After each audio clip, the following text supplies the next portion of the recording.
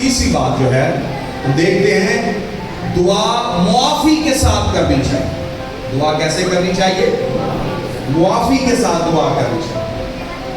ایسا نہیں کہ ہم خداوند سے تو رحم اور فضل کے لیے دعا کریں اور دوسروں پر ہم ظلم ڈھائیں.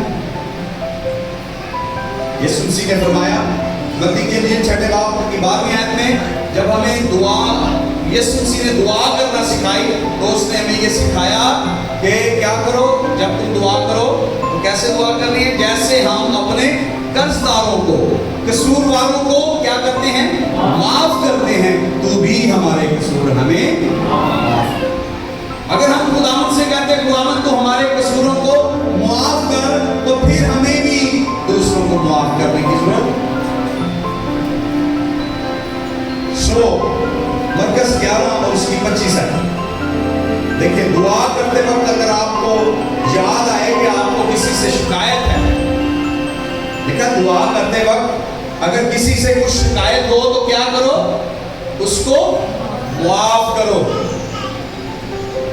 دعا کرتے وقت اگر کسی سے کچھ شکایت ہو تو اس کو معاف کرو. اور یسوع مسیح نے ایک تمثیل کہی تھی کہ اگر تو نظر چڑھانے کے لیے جاتا ہے اور تجھے یاد آئے کہ تیرے بھائی کو تجھ سے ناراضگی ہے، تجھ سے وہ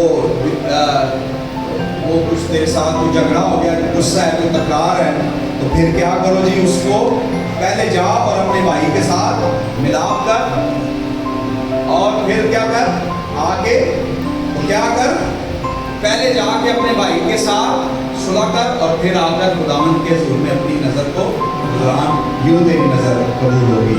معافی کے ساتھ دعا کریں، پاک دل کے ساتھ، ایمان کے ساتھ، اور ایک دوسرے کو معاف کر کے جب ہم دعا کریں گے تو ہماری دعائیں سنی جائیں گی.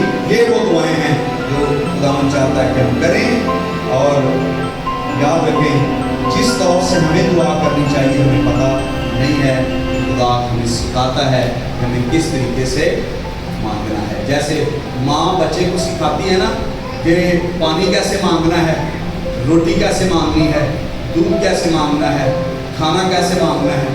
ان چیزوں کے نام ماں الگ صورت میں رکھتی ہے. ٹھیک ہے، آپ سب کو پتہ ہے بچوں کو کیسے سکھایا جاتا ہے کہ روٹی کیسے مانگنی ہے اور پانی کیسے مانگنا ہے. ٹھیک ہے، اور پاپا اور مامے چاچے کو کیا کہنا ہے وہ سارا کچھ ماں سکھاتی ہے. اس کو تو مانگنا اس کو ہم سکھاتے ہیں اپنے الفاظ میں اپنے طریقے سے. اور جب بچہ جو ہے بڑھتا جاتا ہے تو پھر اس کو پتہ چل جاتا ہے میں نے کیسے ان چیزوں کو مانگنا ہے. سو خدا مجھے اور آپ کو سلام.